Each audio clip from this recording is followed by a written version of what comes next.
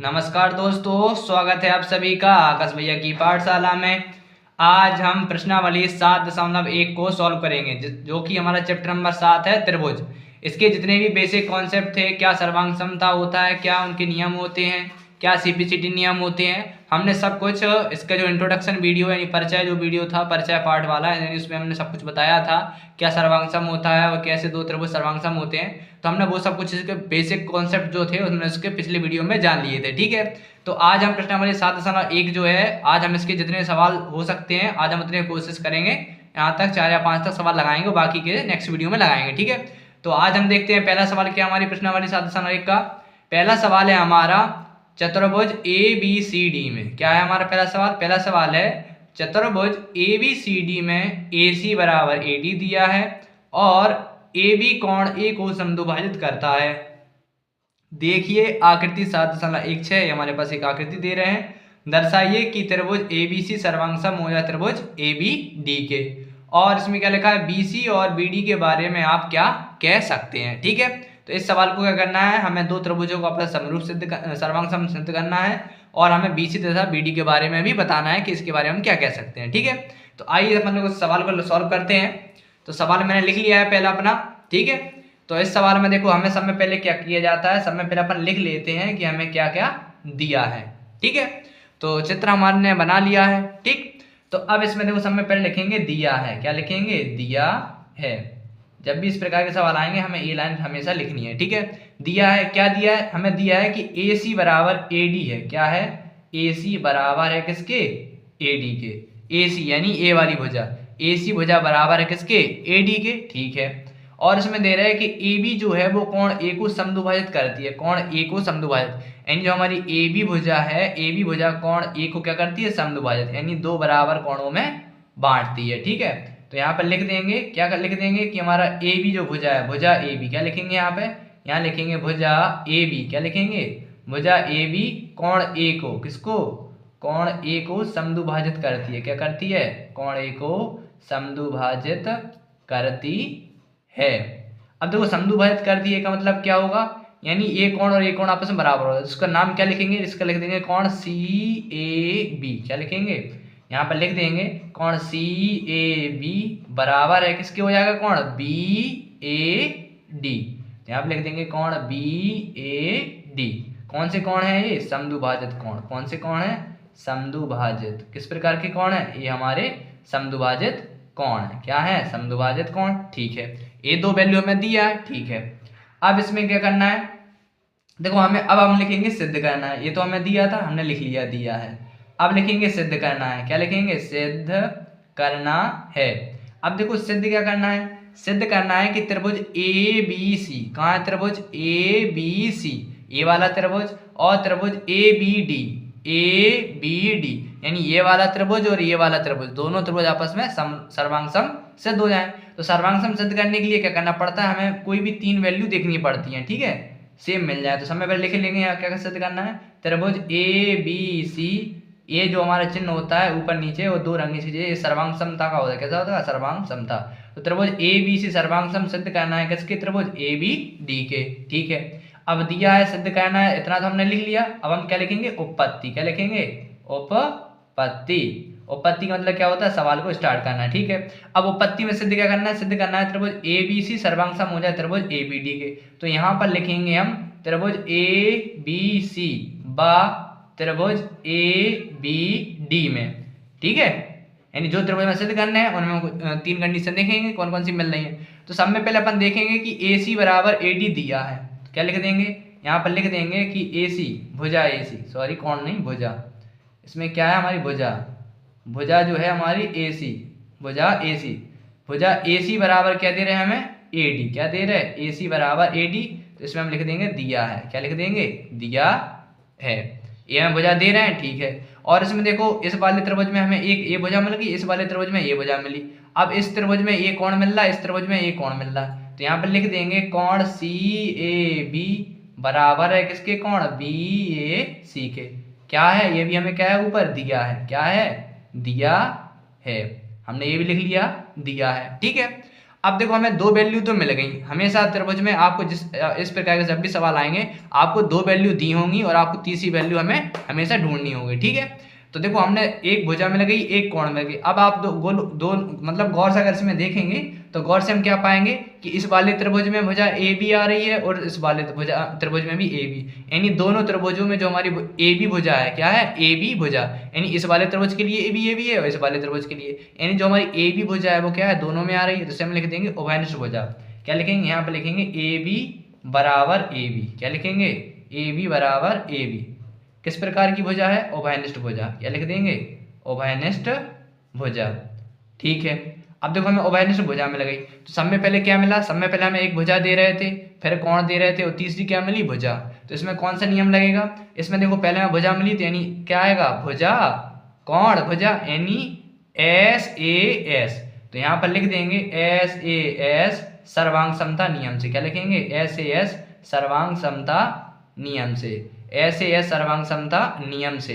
ऐसे सर्वांग समता नियम से क्या हो जाएगा, ये दोनों त्रिभुज आपस में कैसे हो जाएंगे, सर्वांग सम सिद्ध हो जाएंगे। तो त्रिभुज ए बी सी सर्वांग सम है किसके, त्रिभुज ए बी डी के। और यही हमें क्या करना था, यही हमें सिद्ध करना था, ठीक है। तो ये पार्ट हमने क्या कर लिया, सिद्ध कर लिया, ठीक है। अब हमने ये भी कहा था कि बी सी और बी डी के बारे में आप क्या कह सकते हैं। तो मैंने आपको बताया था कि जब दो त्रिभुज आपस में कैसे होते हैं, सर्वांगसम हो जाते हैं, तो उनकी जो शेष भुजाएं होती हैं, शेष कोण, वो ऑटोमेटिक आपस में बराबर हो जाते हैं। किस नियम से, सीपीसीटी नियम से, यानी संगत कोण के संगत भुजा। तो इसमें कह रहे हैं बीसी और बीडी। तो जो बीसी भुजा है यानी ए वाली भुजा और बीडी यानी ए वाली भुजा, तो ये दोनों भुजाएं कैसे हो जाएंगी आपस में बराबर। तो यहाँ पर लिख देंगे, क्या लिख देंगे, यहाँ पर लिख देंगे जो हमारा पूछा है, इसमें क्या पूछा है, तो यहाँ पर लिख देंगे बी सी। क्या लिखेंगे, बी सी भुजा बराबर होगी किसके, बी डी के।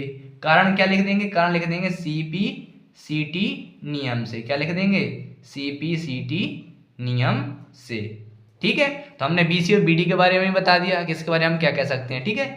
सी पी सी टी से ये दोनों भुजाएं किस देंगे आपस में बराबर। बस इतना इसने के बाद क्या लिख देंगे, यहाँ पर अपन लिख देंगे प्रूव्ड। क्या लिख देंगे, प्रूव्ड। कितना सरल सवाल था, बस इस प्रकार से हमें ये सवालों को लगाना है, ठीक है। तो आपको ये वाला सवाल समझ में आ गया होगा। आइए अब लगाते हैं इसका दूसरा क्वेश्चन, जो कि और भी सरल है।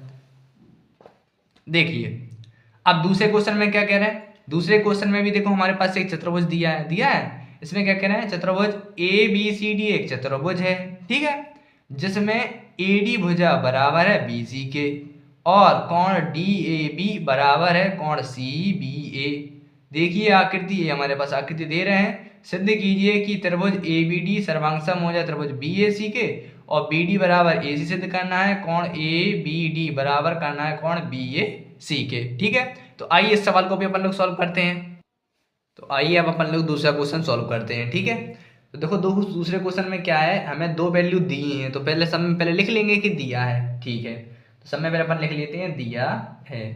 दिया है जो कुछ पहले लिख लिया कीजिए। दिया है, क्या दिया है कि ए डी भुजा बराबर है किसके, बी सी के, कॉमा, और क्या दे रहा है, इसमें दे रहा है कि कोण डी ए बी कोण डी ए बी बराबर है किसके, कोण सी बी ए के, ठीक है। अब यहाँ पर लिखेंगे सिद्ध करना है। क्या लिखेंगे, सिद्ध करना है। तो सिद्ध क्या करना है, देखो पहला पार्ट है हमारा त्रिभुज ए बी डी सर्वांगसम हो जाए त्रिभुज बी ए सी के, ठीक है। तो पहले अपन लोग लिख लेंगे त्रिभुज ए बी डी सर्वांगसम हो जाए किसके, त्रिभुज बी ए सी के, ठीक है। तो समय पहले हम इसे सिद्ध कर लेंगे। इसके बाद लिखेंगे अपन लोग उपपत्ति। आप चाहें तो तीनों पार्ट को आप यहाँ पर लिख सकते हैं, लेकिन मैं एक ही पार्ट को लिख रहा हूँ ताकि हम, क्योंकि इसे हम तो बाद में आगे इसको सॉल्व कर लेंगे, ठीक है। आप एक ही पार्ट लिख दीजिए या तीनों लिख दीजिए, उससे कोई प्रॉब्लम नहीं होती, ठीक है। तो उपपत्ति, अब उपपत्ति में क्या, देखो उपपत्ति में क्या करना है, हमें सब में पहले त्रिभुज करना है ए बी डी, सर्वांगसम करना है त्रिभुज बी ए सी के। तो जिसको सर्वांगसम लिखना है तो उसी में, यानी उसी में कंडीशन ढूंढेंगे कौन कौन सी है। तो त्रिभुज अपन लिखेंगे ए बी डी। क्या लिखेंगे, त्रिभुज ए बी डी बा त्रिभुज बी ए सी में। अब इनमें अपन लोग कंडीशन देखेंगे। तो जब अपन लोग कंडीशन देखेंगे तो देखो गौर से देखेंगे कि त्रिभुज ए बी डी कहाँ है, ए बी डी, यानी इतना त्रिभुज ये वाला, ठीक है। आप लोग देख सकते हैं ए बी डी, ए वाला त्रिभुज, और उसमें कह रहे हैं BAC। तो BAC यानी देखो ये वाला त्रिभुज, कौन सा वाला त्रिभुज, ये वाला, आप नाम देख सकते हैं BAC, यानी BAC ये वाला त्रिभुज। ठीक है, तो यानी हमें ये वाला त्रिभुज और ये वाला त्रिभुज, दोनों त्रिभुजों को आपस में क्या करना है, सर्वांगसम सिद्ध करना है। तो सर्वांगसम सिद्ध करना है तो देखो समय पहले दिया है। अब त्रिभुज ABD में जब देखो अपन ABD की बात करेंगे तो इसमें AD भुजा, और जब हम BAC ले रहे हैं तो इसमें BC भुजा, यानी AD भुजा और BC भुजा आपस में कैसी हैं, बराबर। तो यहाँ पर लिख देंगे कि AD भुजा, क्या लिखेंगे, AD भुजा बराबर है किसके, BC के। क्या लिख देंगे, यहाँ पर लिख देंगे दिया है, हमें ऊपर दिया है, ठीक है, हमने लिख दिया दिया है। और देखो जब हम कोण ABC और ABD की बात करते हैं, देखो इसमें कोण B और इस वाले त्रिभुज में कोण A आपस में कैसे हैं, बराबर है। तो यहाँ पर लिख देंगे कोण DAB बराबर है किसके, त्रिभुज CBA के। ये भी क्या कर रहे हैं हमें, ये भी हमें दिया है।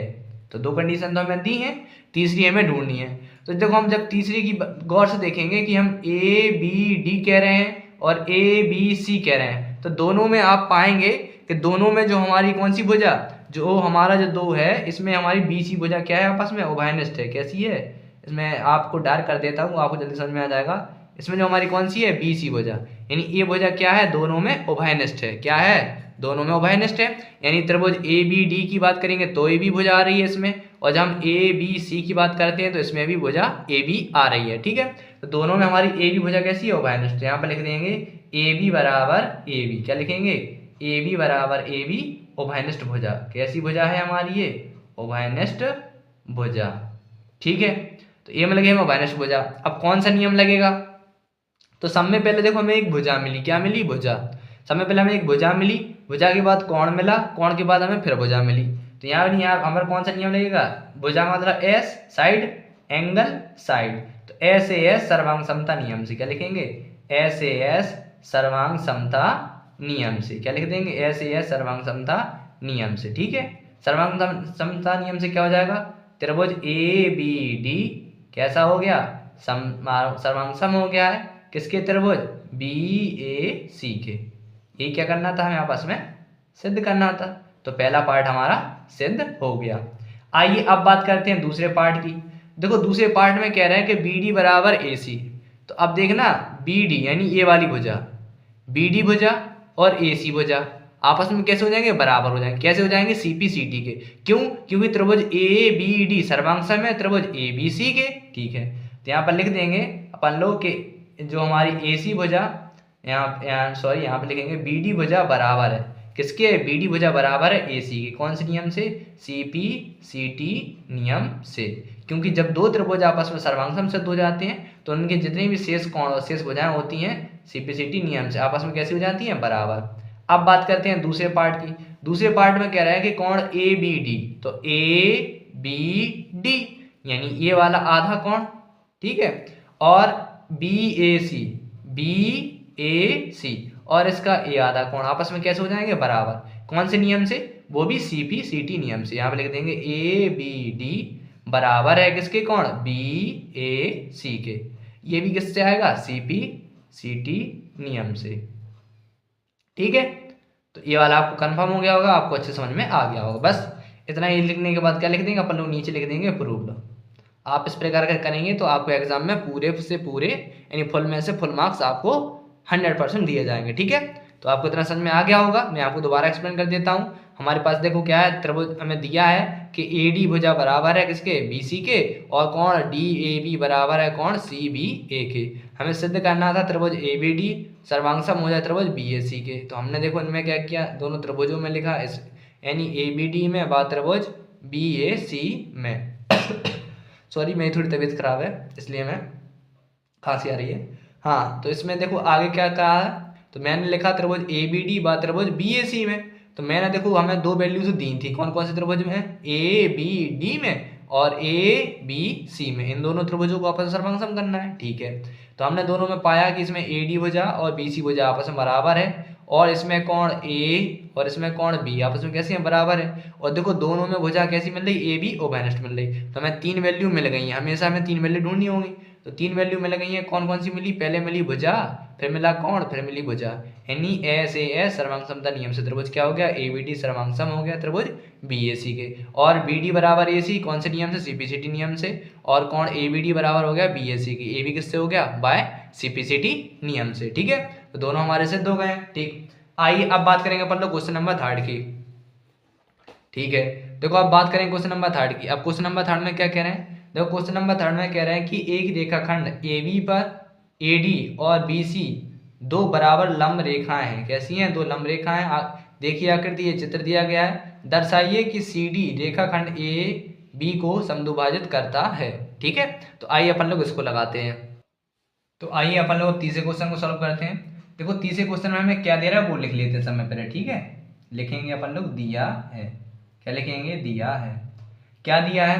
देखो उसमें लिखा है कि रेखाखंड ए बी, हमारे पास देखो ए बी एक रेखाखंड है। क्या है? ए बी एक रेखाखंड है। इस पर एक बी सी लंब है। क्या है? इस प्रकार से अगर आप लोग इस प्रकार से चित्र देखेंगे तो जो ए बी भुजा है इस पर एक लंब है हमारा बी सी। क्या है? बी सी एक लंब है।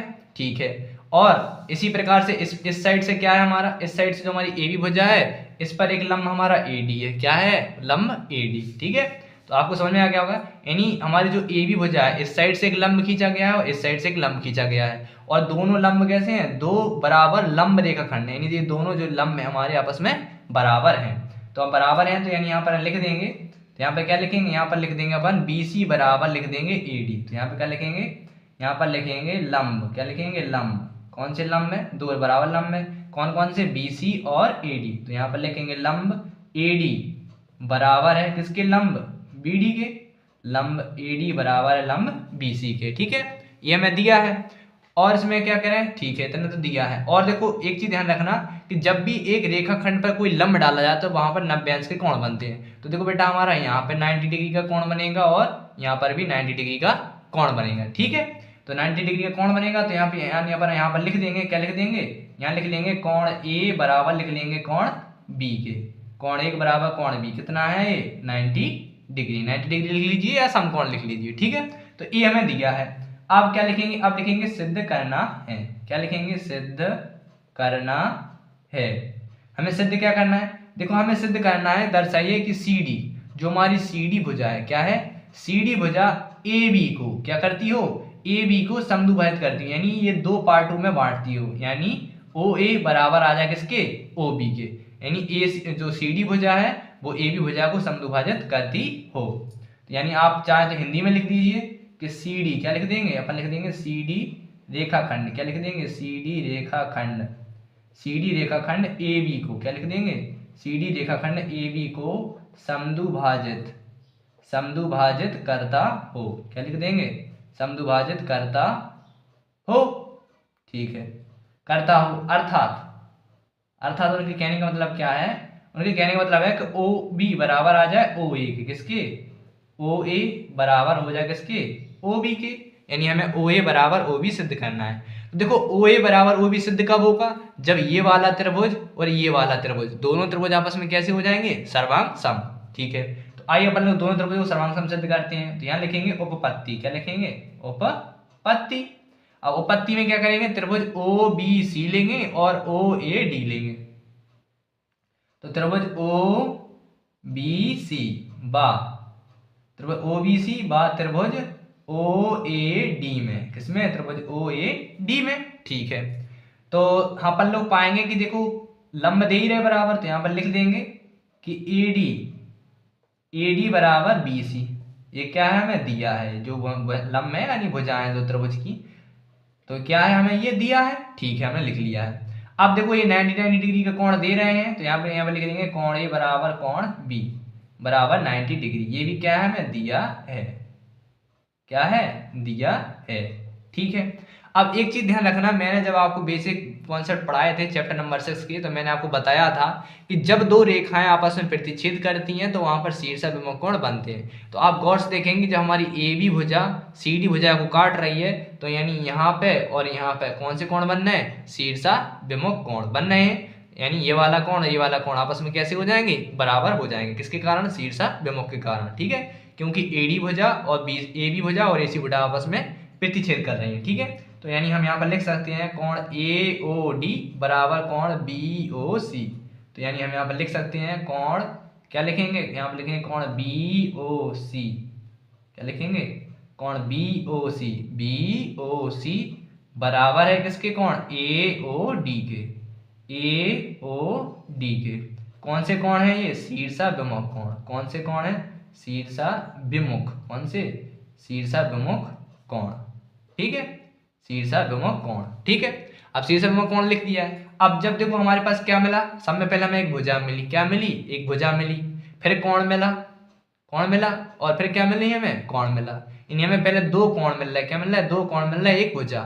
इसमें कौन सा नियम लग जाएगा, तो हम इसमें नियम लगा देंगे एएस, क्या मिला एएस, यानी हमें पहले कोण मिला और फिर कोण मिला, ठीक है एक भुजा मिली, यानी इसमें लगा देंगे हम एएस सर्वांग समता नियम से, सर्वांग समता नियम से, ठीक है।